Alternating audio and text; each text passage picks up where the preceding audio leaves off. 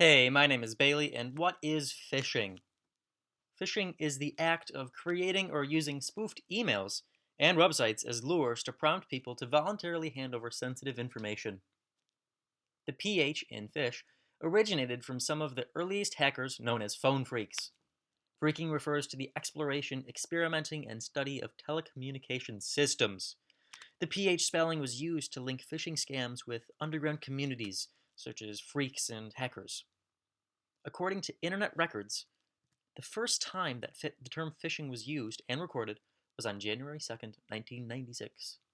The mention occurred in a Usenet news group called alt.onlineservice.america-online, back when AOL, or America Online, was the #1 provider of internet access, where millions of people logged onto the service each and every day. Its popularity made it a natural choice for those who had less than pure motives. From the beginning, hackers and those who traded pirated software used the service to communicate with one another. This community was referred to as the Juarez community. It was this community that eventually made the first moves to conduct phishing attacks. The first way in which phishers would conduct attacks was by using algorithms to create randomized credit card numbers. While lucky hits were few and far between, they struck the jackpot often enough to cause a lot of damage. The random credit card numbers were eventually used to open AOL accounts, which those accounts were then used to spam other users and for a wide range of other things. Special programs like AO Hell were used to simplify the process. This practice was put to an end by AOL eventually in 1995 when the company created security measures to prevent the successful use of randomly generated credit card numbers. With their random credit card number generating racket shut down, phishers created what would become a very common and enduring set of techniques. Through the AOL Instant Messenger and email systems, they would send messages to users while posing as AOL employees. Those messages would request users to verify their accounts or confirm their billing information. More often than not, people fell for this.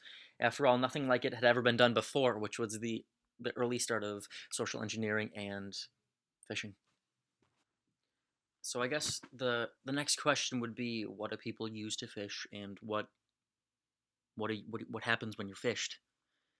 There are obviously a wide variety of things that people use for fishing, but the most notorious would be emails, as in these pictures you can see Amazon and PayPal. They specifically don't say your name because you can tell it was probably sent from an anonymous person that was probably affected by another phishing attack. Um, Attacks can occur on instant messaging, cell phone, text messages, SMS, chat rooms, banner ads, message boards, and mailing lists, fake job search sites and job offers, and fake toolbars on browsers. Um, there are specific terms besides phishing, such as smishing and vishing, which smishing is from the SMS and vishing is from VoIP. SMS phishing, known as smishing, is a variant of phishing email scams that instead of using emails utilizes short message service SMS systems to send bogus text messages. Also written as smishing, SMS phishing made recent headlines when a vulnerability in the iPhone SMS text messaging system was discovered that made smishing on the mobile device possible. Smishing scams frequently seek to direct the text message recipient to visit a website or call a phone number, at which point the person being scammed is enticed to provide sensitive information, including credit card details or passwords, or anything that could harm someone in the future.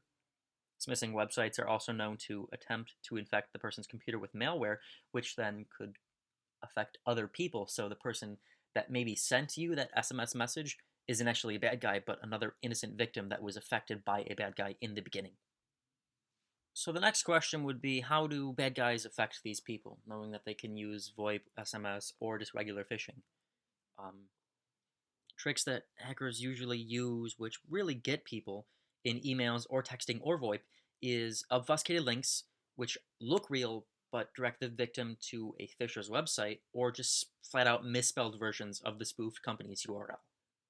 Another way also could be the recreation of a target UL using characters from other alphabets, including the Russian A, which looks exactly like the English one but has a different ASCII code.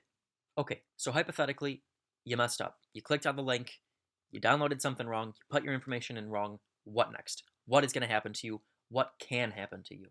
There are a lot of things that can happen to you, but some include keyloggers, rats, which are remote access Trojans, botnets, and other versions of spyware, which record users' online behavior, which can help phishers to plan other attacks.